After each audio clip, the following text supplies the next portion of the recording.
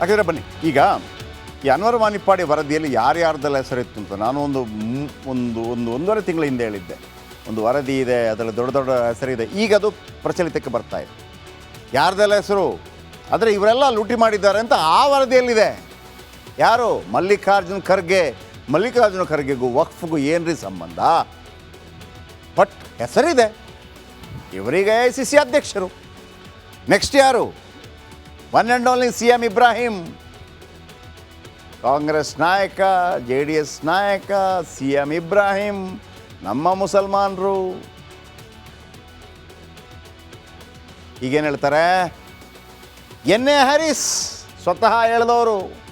ಇವರ ಹೆಸರಿದೆ. ಇವರು ಹೇಳಿದ್ದು ಅನಂತ ಪದ್ಮನಾಭ ದೇವಸ್ಥಾನದ ಬಗ್ಗೆ ಇವರ ಹೆಸರಿದೆ. ಖಮರುಲ್ ಇಸ್ಲಾಂ ತೀರ್ಕೊಂಡಿದ್ದಾರೆ ಈಗ. ಮಾಜಿ ಸಚಿವರು ಖಮರುಲ್ ಇಸ್ಲಾಂ, ಅವರ ಹೆಸರಿದೆ. ಇಕ್ಬಾಲ್ ಅನ್ಸಾರಿ, ಕೊಪ್ಪಳ ಗಂಗಾವತಿ, ಡಾಕ್ಟರ್ ಇಕ್ಬಾಲ್ ಅನ್ಸಾರಿ. ಜಾಫರ್ ಶರೀಫ್ ಕೇಂದ್ರ ಸಚಿವರು, ಕರ್ನಾಟಕದಿಂದ ರೈಲ್ವೆ ಮಿನಿಸ್ಟರ್ ಆಗಿ ಮೀಟರ್ ಗೇಜನ್ನು ಬ್ರಾಡ್ ಗೇಜ್ ಆಗಿ ಪರಿವರ್ತನೆ ಮಾಡಿ ರೈಲ್ವೆಯಲ್ಲಿ ಅನೇಕ ರೀತಿಯಲ್ಲಿ ಸಾಧನೆ ಮಾಡಿದಂಥವ್ರು. ಒಂದು ಕಾಲದಲ್ಲಿ ಇಂದಿರಾ ಗಾಂಧಿ ಅವರ ಡ್ರೈವರ್ ಆಗಿದ್ದರಂಥವ್ರು, ಒಳ್ಳೆ ಹೆಸರು ಮಾಡಿದಂಥವ್ರು. ಅವರ ಹೆಸರಿದೆ. ರೆಹಮಾನ್ ಖಾನ್ ಉಪಸಭಾಪತಿಗಳಾಗಿದ್ದಂಥವರು, ಮಾಜಿ ಸಚಿವರು. ಇನ್ನು ಧರ್ಮ ಸಿಂಗ್ ಮಾಜಿ ಮುಖ್ಯಮಂತ್ರಿ, ಅಜಯ್ ಸಿಂಗ್ ಅವರ ತಂದೆ. ರೋಷನ್ ಬೇಗ್ ಶಿವಾಜಿನಗರದ ಮಾಜಿ MLA, ಮಾಜಿ ಸಚಿವ. ತನ್ವೀರ್ ಸೇಠ್ ನರಸಿಂಹ ಕ್ಷೇತ್ರ, ಮಾಜಿ ಸಚಿವ, ಕಾಂಗ್ರೆಸ್ ನಾಯಕ. ಇವ್ರದ್ದೆಲ್ಲ ಹೆಸರಿದೆ. ಒಂದು ಕಡೆ ಇವ್ರದ್ದೆಲ್ಲ ಹೆಸರು ಹೊರ ಬರುತ್ತಾ? ಇವರೆಲ್ಲ ತಪ್ಪಿತಸ್ಥರಾಗ್ತಾರ? ನಂಬರ್ 1. ಇಲ್ಲಪ್ಪ, ಸ್ಟೋರಿ ಮಾಡಬೇಡಿ ಅಂಥೇಳಿ ಅನ್ವರ್ ಮಾನಿಪ್ಪಾಡಿಗೆ BJP ನಾಯಕರು ದುಡ್ಡು ಕೊಟ್ರ ಅಂದರೆ ಹೇಳ್ಸಪ್ಪ ಅವ್ರಿಗೆ ಅಂಥೇಳಿ. ವೆರಿ ಇಂಟ್ರೆಸ್ಟಿಂಗ್ ಇದೆ. CBIಗೆ ಹೋಗತ್ತಾ? ನನ್ನ ಪ್ರಕಾರ ಹೋಗಲ್ಲ. ರಾಜಕಾರಣಿಗಳು ಕೈ ಜೋಡಿಸ್ಕೊಂಡ್ಬಿಡ್ತಾರೆ.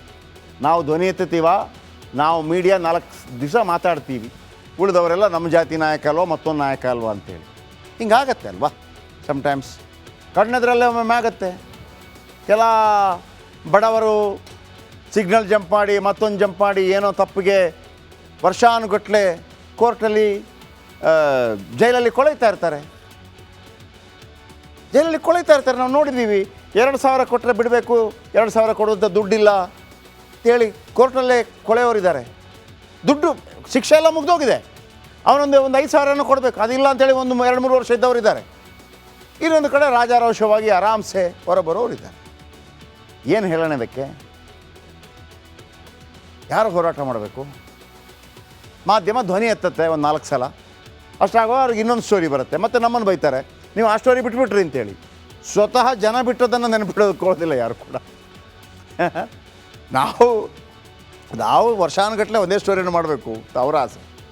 ಅವ್ರು ನೋಡ್ರಪ್ಪ, ನೀವು ಎಲೆಕ್ಟ್ ಮಾಡೋಕ್ಕೆ ಕೇಳಿ ಚೇಂಜ್ ಮಾಡಿ, ಅವ್ರು ಕೇಳಲ್ಲ. ನೀವು ಯಾಕೆ ಸ್ಟೋರಿ ಅಷ್ಟೇ ಅಲ್ವಾ? ಇದನ್ನು ಕೂಡ ಹೇಳ್ತಾ ಇದ್ದೀವಿ, CBI ತನಿಖೆ ಆಗಬೇಕು. ನೋಡ, ಜನಗಳೆಲ್ಲ ಆಗ್ರಹ ಮಾಡಲಿ, ಎಲ್ಲರೂ ಸೇರಿ ಮಾಡಲ್ಲ. ಆಮೇಲೆ ನಮಗನ್ಸುತ್ತೆ ನೀವು ಆಗ್ರಹ ಮಾಡಿಲ್ಲ ಅಂತಂದರೆ ನಾವು ಎಷ್ಟು ದಿವಸ ಅಂತ ಬಡಿಬೋದು.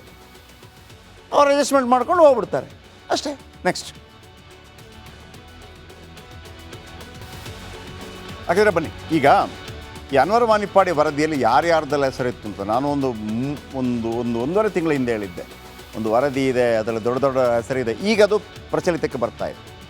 ಯಾರ್ದೆಲ್ಲ ಹೆಸರು ಆದರೆ ಇವರೆಲ್ಲ ಲೂಟಿ ಮಾಡಿದ್ದಾರೆ ಅಂತ ಆ ವರದಿಯಲ್ಲಿದೆ. ಯಾರು? ಮಲ್ಲಿಕಾರ್ಜುನ ಖರ್ಗೆಗೂ ವಕ್ಫ್ಗೂ ಏನ್ರಿ ಸಂಬಂಧ? ಬಟ್ ಹೆಸರಿದೆ. ಇವರಿಗೆ ICC ಅಧ್ಯಕ್ಷರು. ನೆಕ್ಸ್ಟ್ ಯಾರು? One and only CM Ibrahim, Congress ನಾಯಕ, JDS ನಾಯಕ CM ಇಬ್ರಾಹಿಂ, ನಮ್ಮ ಮುಸಲ್ಮಾನರು. ಈಗೇನು ಹೇಳ್ತಾರೆ?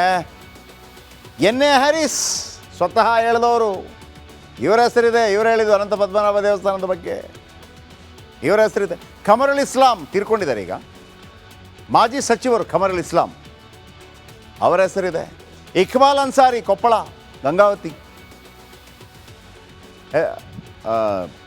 ಡಾಕ್ಟರ್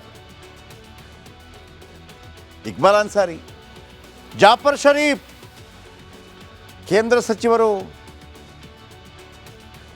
ಕರ್ನಾಟಕದಿಂದ ರೈಲ್ವೆ ಮಿನಿಸ್ಟರ್ ಆಗಿ ಮೀಟ್ರ್ ಗೇಜನ್ನು ಬ್ರಾಡ್ ಗೇಜ್ ಆಗಿ ಪರಿವರ್ತನೆ ಮಾಡಿ ರೈಲ್ವೆಯಲ್ಲಿ ಅನೇಕ ರೀತಿಯಲ್ಲಿ ಸಾಧನೆ ಮಾಡಿದಂಥವ್ರು. ಒಂದು ಕಾಲದಲ್ಲಿ ಇಂದಿರಾ ಗಾಂಧಿ ಅವರ ಡ್ರೈವರ್ ಆಗಿದ್ದರಂಥವ್ರು, ಒಳ್ಳೆ ಹೆಸರು ಮಾಡಿದಂಥವ್ರು, ಅವರ ಹೆಸರಿದೆ.